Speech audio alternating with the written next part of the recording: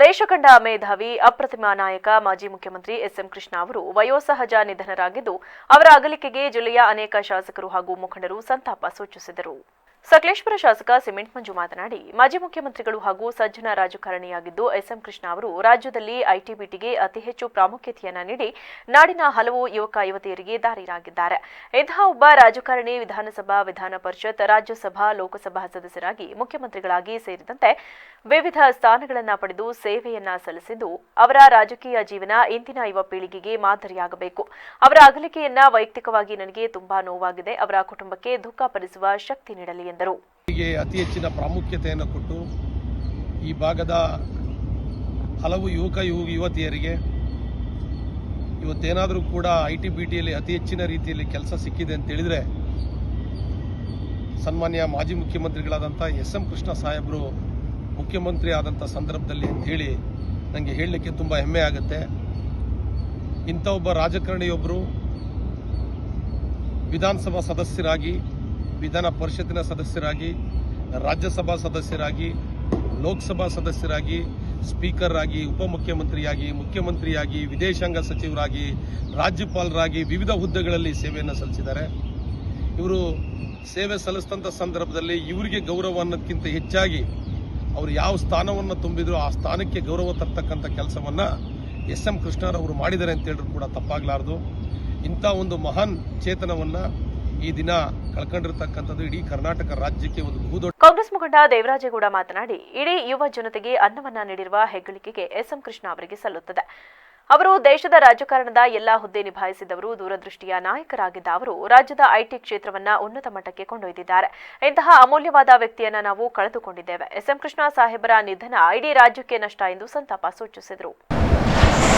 1932ನೇ ಇಸ್ವಿನಲ್ಲಿ ಹುಟ್ಟಿದಂಥ ನಮ್ಮ ರಾಜ್ಯ ಕಂಡ ಒಬ್ಬ ಸೌಜನ್ಯಯುತ ರಾಜಕಾರಣಿ, ಸೌಮ್ಯ ಸ್ವಭಾವದ ವ್ಯಕ್ತಿ, ರಾಜ್ಯದ ಮುಖ್ಯಮಂತ್ರಿಯಾಗಿದ್ದವರು, ವಿದೇಶಾಂಗ ಸಚಿವರಾಗಿದ್ದವರು, ಮಹಾರಾಷ್ಟ್ರದಲ್ಲಿ ರಾಜ್ಯಪಾಲರಾಗಿದ್ದಂಥ ಸನ್ಮಾನ್ಯ ಎಸ್ ಎಂ ಕೃಷ್ಣರವರು ಈ ದಿವಸ ನಮ್ಮನ್ನೆಲ್ಲ ಹಗಲಿ ಇಹಲೋಕವನ್ನು ತಿಳಿಸಿದ್ದಾರೆ.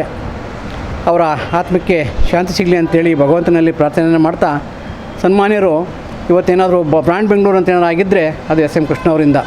ಇವತ್ತಿನ ಯುವ ಜನತೆ ನಿಜವಾಗ್ಲೂ ಅವ್ರಿಗೇನಾದರೂ ಒಂದು ಬದ್ಧತೆ ಇದ್ದರೆ ನೆನೆಸ್ಕೋಬೇಕಾಗಿರೋದು ಎಸ್ ಎಂ ಕೃಷ್ಣ ಅವ್ರನ್ನ. ಯಾಕೆಂತಂದರೆ ಐಟಿ-ಬಿಟಿ ಅಂತೇಳಿ ಏನು ಪ್ರಾರಂಭ ಆಯಿತು, ಇವತ್ತು ಇಡೀ ಯುವ ಜನತೆಗೆ ಅನ್ನ ಕೊಡ್ತಾ ಇರ್ತಕ್ಕಂಥದ್ದು ಈ ಒಂದು ಐಟಿ-ಬಿಟಿ ಬೆಂಗಳೂರು. ಇದಕ್ಕೆ ಕಾರಣಕರ್ತರಾಗಿರ್ತಕ್ಕಂಥವ್ರು ಎಸ್ ಎಂ ಕೃಷ್ಣಗೌಡರು.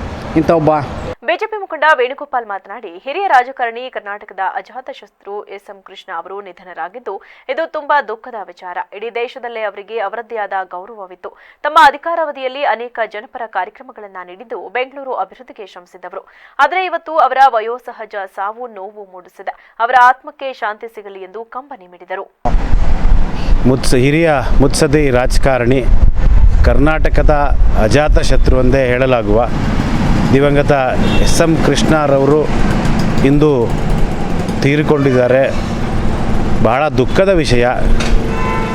ಎಲ್ಲ ಪಕ್ಷಗಳಲ್ಲೂ ಅವ್ರದ್ದೇ ಆದ ಒಂದು ಗೌರವ ಇತ್ತು. ಇಡೀ ರಾಜ್ಯಕ್ಕೆ ನಾವು ಏನು ಇವತ್ತು ಬೆಂಗಳೂರು ಸಾಫ್ಟ್ವೇರ್ ಪಾರ್ಕ್ ಅಂತ ಅಥವಾ ಸಾಫ್ಟ್ವೇರ್ಗೆ ಪ್ರಮುಖ ಸ್ಥಳ ಅಂತ ಹೇಳ್ತೀವಿ, ಅದಕ್ಕೆ ಕಾರಣಕರ್ತರಾದಂಥ ಎಸ್ ಎಂ ಕೃಷ್ಣರವರು ಇವತ್ತು ನಮ್ಮನ್ನು ಅಗಲಿದ್ದಾರೆ. ಮಾಜಿ ಮುಖ್ಯಮಂತ್ರಿಗಳು.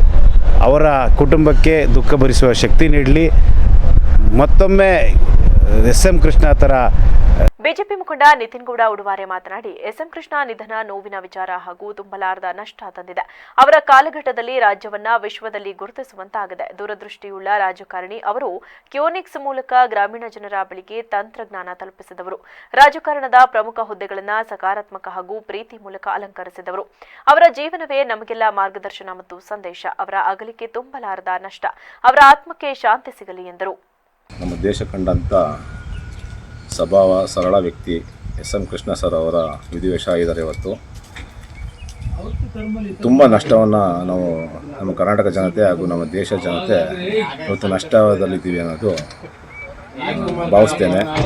ಏಕೆಂದರೆ ಅವರ ವೃತ್ತಿ ಜೀವನದಲ್ಲಿ ರಾಜಕೀಯದಲ್ಲಿ ಹಲವಾರು ಜನಗಳಿಗೆ, ರೈತರುಗಳಿಗೆ, ಎಲ್ಲ ವರ್ಗದವ್ರಿಗೂ ನ್ಯಾಯಯುತವಾದಂಥ ಸರ್ಕಾರ ಆಡಳಿತದಲ್ಲಿ ನಡೆಸಿಕೊಟ್ಟಿದ್ದಾರೆ.